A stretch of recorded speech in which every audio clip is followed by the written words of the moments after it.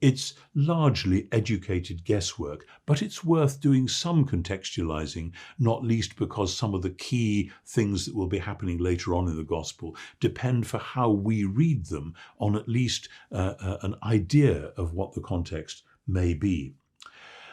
To start with, the author himself, he is not named in this book. There's nowhere where it actually says this was written by Mark or by John Mark, as this Mark is probably the same as the John Mark in Acts 13 and Acts 15 and elsewhere. But the very early tradition of the church does indeed ascribe it to him.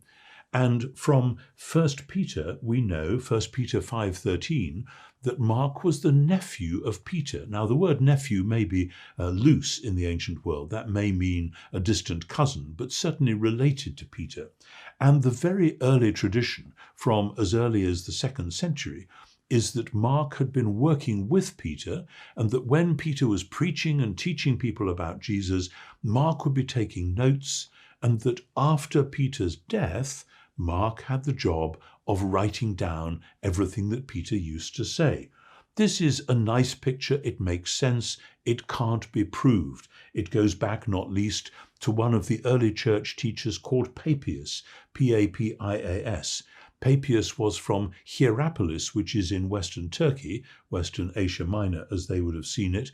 Papias lived from somewhere like 60 or 70 AD through to the early or middle 2nd century AD.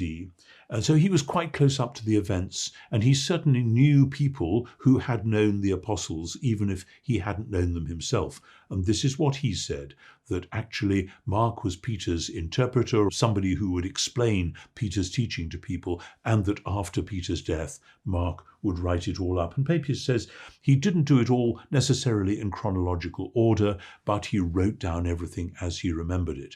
Now, I suspect that that too is a bit oversimple, and I suspect that, like everybody telling a story, Mark had to select and arrange. And Mark's gospel is quite well ordered, and it's possible that Peter's preaching was well ordered in exactly the same way, and that Mark had simply learnt it parrot fashion.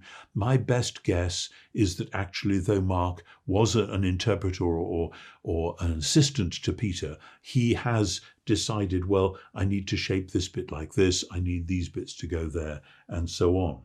But quite soon after Peter's death, well, when was that? Again, as in ancient history, there are many, many gaps in our knowledge, so we don't know when Paul or Peter was killed, but people have probably rightly guessed that it was in the great persecution which followed the fire of Rome, so in the mid-60s.